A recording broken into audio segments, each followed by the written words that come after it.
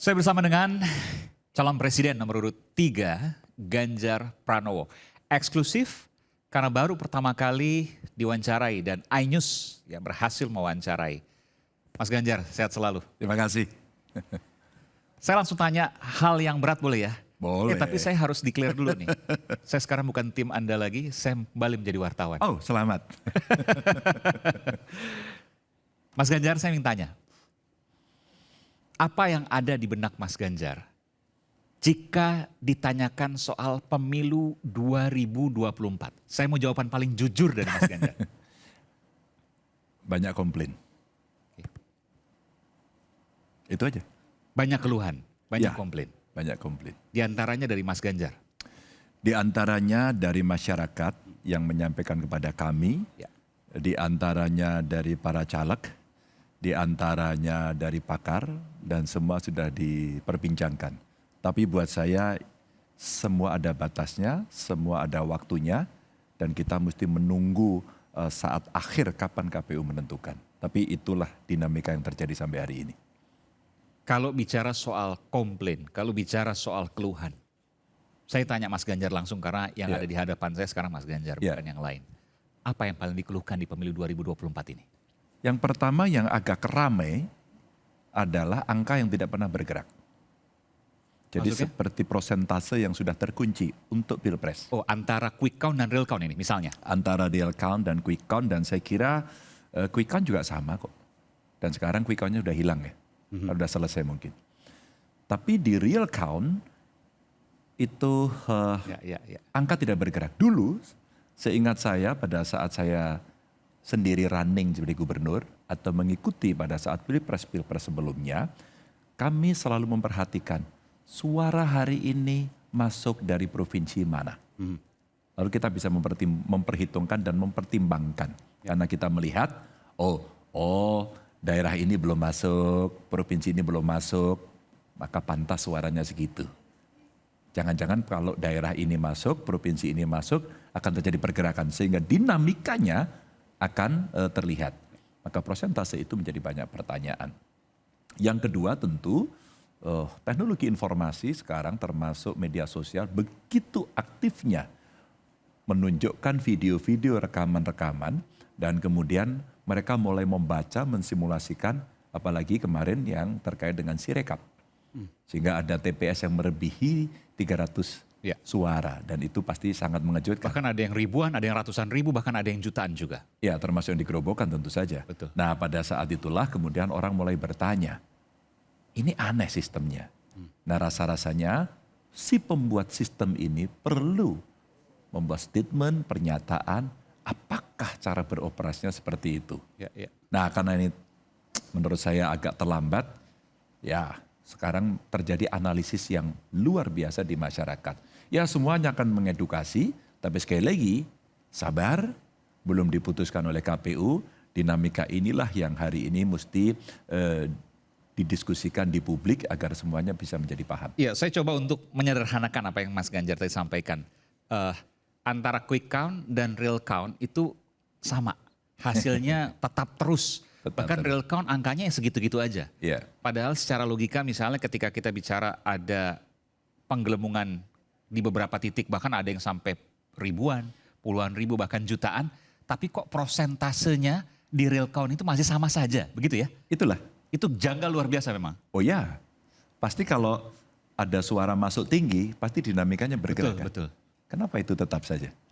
Dan inilah yang kemudian disimulasikan oleh banyak orang dan dipublikasikan melalui media sosial. Di antaranya ada algoritma dan sebagainya, itu mesti dibuktikan. Oh iya. Tapi saya tanya, kalau ada algoritma seperti itu Mas Ganjar setuju nggak sih? Ada algoritma yang mengatur Sirekap untuk mempertahankan komposisi real count KPU yang sampai saat ini nggak pernah berubah angkanya. Saya kira tidak perlu dijawab, pasti semua orang nggak setuju lah. Bukan, maksud saya apakah ada algoritma itu? Mas Ganjar setuju nggak? Bahwa Algoritma yang mengatur, jangan-jangan. Jangan-jangan. Sebagai sebuah kecurigaan, pasti sekarang bertanya pada soal itu. Pasti sekarang orang bertanya, kok gak bergerak ya?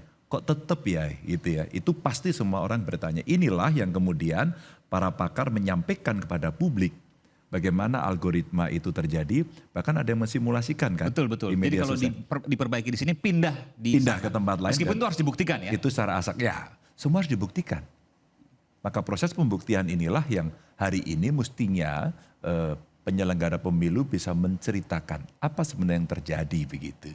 Tapi nggak ada apa-apa tuh kalau dikatakan ini pemilunya biasa, kalau ada kesalahan itu ya diperbaiki, ya sudah jadi masukan saja dan semuanya berjalan normal. Tidak Setuju dengan- mungkin.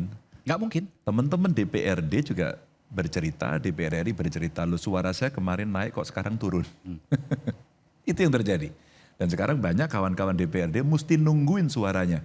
Jangan-jangan suara saya hilang begitu. Nah inilah yang hari ini menjadi perdebatan. Sehingga antara Pilpres dengan Pileg sama. Sama semua ada komplainnya. Kalau komplain selama ini mungkin orang melihat biasa saja. Dalam arti ya setiap pemilu pasti ada komplain, oke. Tapi ketika kemudian melihat situasi yang hari ini sistemnya kok berjalan stagnan, tidak ada perubahan, maka orang mulai bertanya. Saya dengan tim kemudian mendapatkan begitu banyak masukan yang hari ini mesti kita konfirmasi agar kita tidak emosional, Ya. agar kita tidak cepat-cepat menuduh, tapi kita membuat proses agar itu bisa dibuktikan. Nah ini pertanyaan saya. Ya, Ini kan kita bicara tadi fenomena. Oke, komposisinya nggak berubah, real count-nya segitu-gitu aja. Oke, ada dugaan ini, dugaan itu. Tapi ini kan bicara nanti muaranya di MK. Kita nggak bicara angket dulu nih, Yeah. karena itu domain parpol. Muaranya di MK, Mahkamah Konstitusi. Sampai sekarang kok kita tidak mendengar ada bukti-bukti yang kuat yang bisa diperdebatkan. Mungkin di media dulu lah, sedikit-sedikit dibocor aluskan gitu ya. Atau ini jangan-jangan hanya cywar aja. Sebenarnya nggak punya bukti juga dari Mas Ganjar misalnya dan tim 01 ataupun 03. ya tentu saja prosesnya belum berjalan. Pendaftaran belum, putusan saja belum siapa yang menang hari ini. Maka kita melihat, loh ini belum putusan kok. Semua sudah saling memberikan pengakuan dan sebagainya. Saya sampai ditanya sama kawan-kawan juga, udah Pak Ganjar sampaikan selamat. Oh ada waktunya. Kalau saya menyampaikan selamat hari ini saya mendahului KPU. Kan KPU mau menyampaikan tanggal 20. Sempat diminta untuk menyampaikan Oh, selamat. Ini banyak. cerita menarik nih. Jadi Mas Ganjar diminta, boleh nggak kasih tahu siapa sih yang minta Mas Ganjar untuk memberikan selamat tentu kepada Pak Prabowo dan Mas Gibran ya? Iya, iya. Ada banyak sekali. Kayak WA, ada relawan, ada masyarakat, ya, ada ilmuwan gitu. Oh iya? Oh macam-macam. Mas Ganjar kasih selamat saja. Nanti kalau ditawari kabinet mau, wah, pokoknya yang cerita-cerita seperti Ini itu. tim ses, bukan tim ses kan sama sekali tidak ada tim ses di situ. Oh tidak. Tidak ada. Ada relawan, ada ilmuwan, macam-macam lah. Ada tokoh masyarakat Dan gitu. sempat dikatakan Mas Ganjar nanti kalau ditawari masuk kabinet mau ya. Itu orang yang kan kalau orang bicara seperti itu artinya dia punya katakanlah mungkin jalur VIP ke Pak Prabowo Mas Gibran misalnya. Betul? Oh enggak. Mereka saya kira berani-beraninya spekulasi. nawarin Ya seperti itu? spekulasi aja. Oh oke. Karena pernah terjadi presiden itu kan gitu. Yang tidak ikut kemudian menjadi ikut kan ada presidennya gitu. Jadi maksud saya publik kemudian berasumsi seperti itu. Maka saya bilang sabar, waktunya belum tuntas, biarkan KPU bekerja, kita mengumpulkan bukti termasuk tadi pertanyaan Aiman. Jangan-jangan nggak ada buktinya, oh segudang. Nah sekarang inilah yang kita siapkan. Sudah? Oh sudah, tim hukum kita sudah bekerja, sudah mengumpulkan bukti, sudah menyiapkan saksi-saksi begitu ya. Sehingga mungkin paradigmanya agak sedikit berbeda, bukan kalkulator. Selama ini kan persengketaannya suara, kalkulator begitu. Nah kita coba kasih paradigma baru apa yang terjadi begitu. Kita bicara soal itu belakangan sedikit, tapi saya Ya. tertarik tadi soal kabinet. Mas Ganjar jawabannya kalau seandainya, ini saya bicara ya karena belum ada penetapan apapun. Iya, iya. Masuk kabinet siap? Ya tidak. Ini firm, Iya, siapapun capresnya. tidak. Kenapa? Boleh nggak? Menghormati mereka yang menang. Kami menghormati siapa yang menang dan kita berikan keleluasaan itu untuk mereka menyusun kabinet beserta timnya. Itu jauh kami memberikan hormat yang tinggi kepada siapapun. Kan rekonsiliasi supaya damai, supaya rekat. Jangan kemudian diartikan bahwa ketika kita tidak di dalam pemerintahan tidak akan damai. Justru check and balances itu dibuat agar kemudian jauh lebih baik. Saya khawatir kalau kemudian semua berada di kursi itu dalam kekuasaan itu tidak ada yang mengontrol, apa yang akan terjadi? Pasti semuanya akan bercerita ini mbahnya oligarki. Jangan sampai. Maka kemudian saya sampaikan kepada publik agar publik juga belajar bahwa menjadi seorang capres-cawapres, maaf, itu tidak sedang mencari pekerjaan, tidak sedang mencari jabatan, tapi membawa amanah yang kemudian bebannya jauh lebih besar dari hanya sekedar kepentingan pribadi. Oke. Mas Ganjar kalau ditanyakan, supaya ini ada sedikit bocoran. Kalau tadi dikatakan tim hukum tengah bekerja mengumpulkan bukti-bukti, boleh nggak sebut salah satu saja, meskipun tidak harus spesifik, tidak harus terbuka, kira-kira di sektor apa yang kemudian akan disorot? Kalau kita mau bicara satu aja deh, kejujuran aja. Semua menghitung bagaimana penghitungan ini benar atau tidak. Tadi kita contoh satu ya. Bagaimana sistem itu bisa membaca lebih dari 300. Itu salah. Dan ketika perbedaan angka itu muncul, kenapa kemudian persentasenya tetap? Oke. Tadi sudah disampaikan. Dua. Kalau kita melihat, kemarin para ahli IT menyampaikan, kita menemukan server di luar. Awas loh. Servernya di luar, tidak Yang di kemudian dalam. kembali ke dalam negeri. Yang diperkirakan kemudian kembali. Pada saat disebut di luar, tidak ada yang menjawab, mengiyakan atau mentidakkan dari penyelenggara. Baru kemudian dari penyelenggara saya membaca, enggak kok ada di dalam negeri kok. Nah, kita akan bisa membaca dengan sangat gampang. IP-nya kemarin ada di situ kok. Sekarang kamu ngomong di sini. Jadi siapa yang berbohong? Inilah beberapa indikator-indikator yang kemudian bisa kita tunjukkan. Termasuk tadi pergerakan-pergerakan suara yang ada di beberapa tempat. Yang berikutnya, tentu akan ada cerita-cerita yang bisa disampaikan. Beberapa orang di level desa sudah siap bersaksi. Di level desa sudah Di siap level bersaksi. desa. Ada mengatakan dugaan intimidasi? Atau bukan dugaan lagi bahkan? Ada cerita begini, kira-kira di sini yang memilih A berapa? Oke. Ya kira-kira sekian persen Pak. Kamu bikin sekian persen bisa nggak? Desa, kan itu KPPS, apa hubungannya? Tokoh yang ada di situ. Oh oke, target maksudnya? Ya. Diberi target? Diberi target. Oke. Kurangnya apa? Kalau kurangnya perlu kita bantu. Maka ketika kemudian Dan terjadi. kejadian bahwa di desa dia angkanya sesuai target atau mendekati target misalnya? Ya. Dan itu diceritakan. Orang menceritakan, hanya tanya saja, kamu bisa bersaksi nggak? Jangan fitnah lo ya.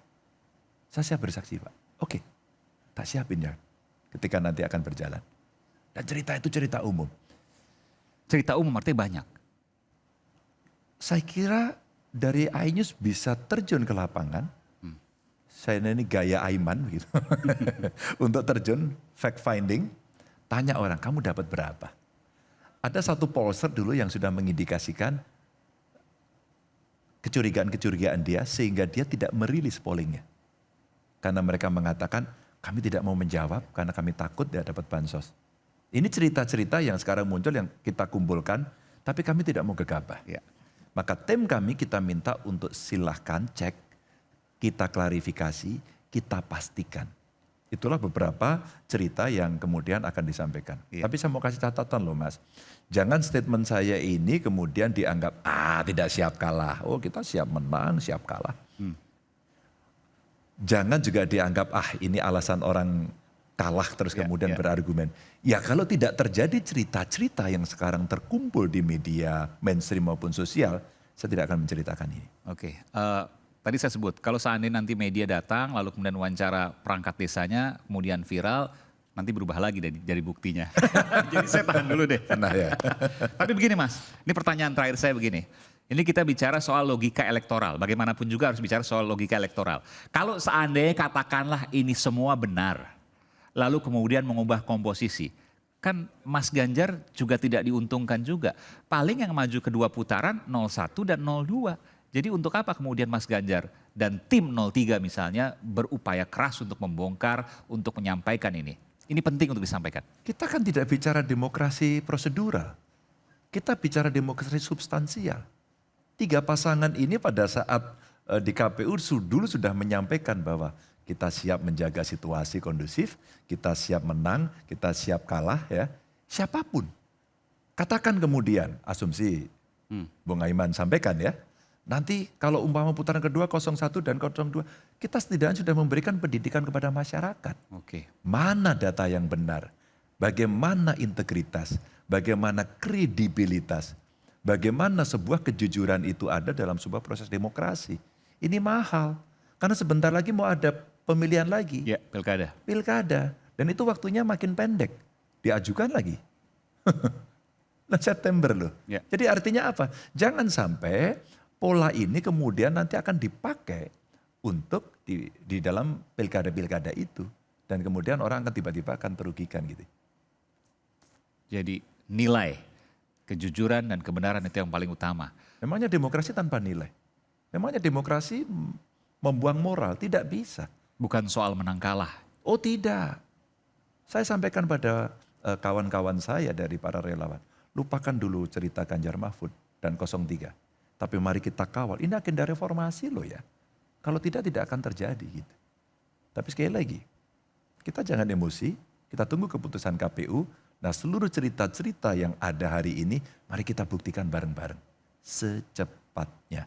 Maka kalau ada pelanggaran, segera laporkan agar kemudian penyelenggara pemilu bisa bertindak. Kalau enggak nanti penyelenggara pemilu seperti di Jogja, dikasih kerupuk melempem kan repot ya. Dan kita punya, saya harus tanyakan juga terakhir ya. Kita punya presiden buruk ya ketika proses ini kemudian diajukan seperti 22 Mei 2019 ada kerusuhan Bawaslu. Lalu kemudian itu juga sampai sekarang juga kan masih pertanyaan juga. Lalu kemudian di 2014 tidak ada tapi kemudian juga ada insiden-insiden ya. Apakah nanti 2024 ini publik akan melihat hal serupa atau ada hal yang berbeda dari apa yang kemudian diperjuangkan oleh teman-teman misalnya dari 03 dan juga 01? Waktu masih ada. Kejadian tadi dicatat sejarahnya dengan sangat baik oleh Aiman. Kalau kita tidak belajar dari itu, maka itu akan bisa berulang. Maka sekali lagi, waktu masih ada. Maka kawan-kawan penyelenggara, Anda sedang dilihat, Anda sedang diuji, tunjukkan kredibilitas dan integritas Anda agar kemudian ini bisa berjalan dengan baik. Anda punya kesempatan lebih banyak untuk bisa bertanya kepada ahlinya. Kawan-kawan dari DPR juga sudah bisa melakukan pengawasan terhadap seluruh penyelenggaraan ini.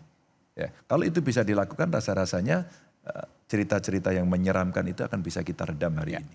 Oh ini sesama anak bangsa kok. Ya, dan itu tidak boleh terjadi. Tidak boleh terjadi. Soal hak angket terakhir. Saya tahu bahwa ini terakhir yang ketiga ini ya. Oke. Paling akhir kalau Paling gitu. akhir.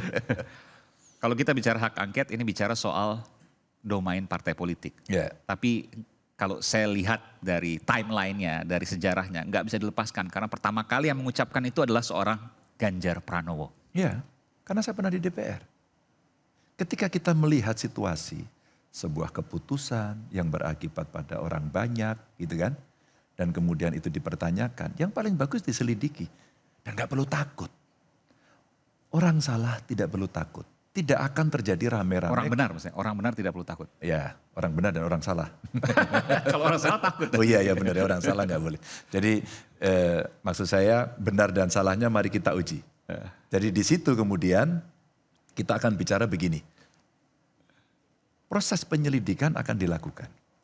Siapapun yang kemudian dicurigai akan bisa dimintai pendapat. Dan itu tentu basisnya adalah data dan fakta. Evidence base menjadi penting. Dan itulah tempat yang paling bagus karena zona netral. Dan itu di parlemen. Justru kita kandangin dalam lembaga yang konstitusional. Meskipun tidak akan mengubah apa-apa. Tidak akan mengubah apa-apa. Tidak akan mengubah apa-apa. Menunjukkan kepada publik. Menunjukkan kepada publik apa sebenarnya yang terjadi. Hari ini kan semua bertanya toh. Ya. Pak Bansos itu mempengaruhi enggak sih? Kata salah satu pollster yang tidak mau mendapatkan atau tidak mau dimintai pertanyaan itu karena takut enggak dapat Bansos, ada pengaruhnya enggak? Apakah Bansos yang kemarin itu rame banget sekarang, setelah coblosan ada pembagian Bansos enggak? Anda lihat. Untuk contoh ini, umpama Bansos. Apakah Bansos kemudian mempengaruhi dan sebagainya? Informasi akan sampai Juni, Maret katanya ada, tapi kita lihat nanti. Kita lihat ya, mudah-mudahan. Nah, kalau kita melihat hari ini berasnya sangat mahal loh. Ya. Kenapa bansosnya tidak keluar hari ini? Yang berikutnya, kalau tidak DPR bisa juga Komisi 2 mengundang tadi. Mengundang penyelenggara pemilu untuk cepat-cepat melakukan clearance, klarifikasi terkait dengan ini. Sehingga angket itu hak konstitusional DPR, biarkan partai-partai fraksi mereka bekerja. Komisi 2 bisa juga menggunakan hak pengawasannya untuk rapat kerja. Atau barangkali perlu pansus. Oh ini kurang dalam maka dipansuskan. Pansus juga bisa bekerja. Ini cara-cara memberikan clearance. Dan sekali lagi, tadi itu, kalau merasa semuanya sudah on the track, sudah benar, ya nggak perlu takut. Ya. Kalau benar, tidak perlu takut. Saya setuju dengan itu. Terima kasih. Sama-sama. Mas Ganjar Pranowo, Ya. Capres calon presiden nomor urut 3 Republik Indonesia. Terima kasih Mas Ganjar Sama-sama. telah hadir eksklusif di iNews. Tentu kami menghargai apa yang kemudian disampaikan oleh Mas Ganjar dan kita akan nanti lihat meskipun tadi bocor-bocor sedikitnya sudah disampaikan. Nanti kita akan lihat bagaimana kemudian prosesnya ke depan. Sekali lagi terima kasih dan terus semangat pada siapapun untuk Terima kasih. menyampaikan apa yang diyakini benar. Terima kasih. Ya. Makasih Mas.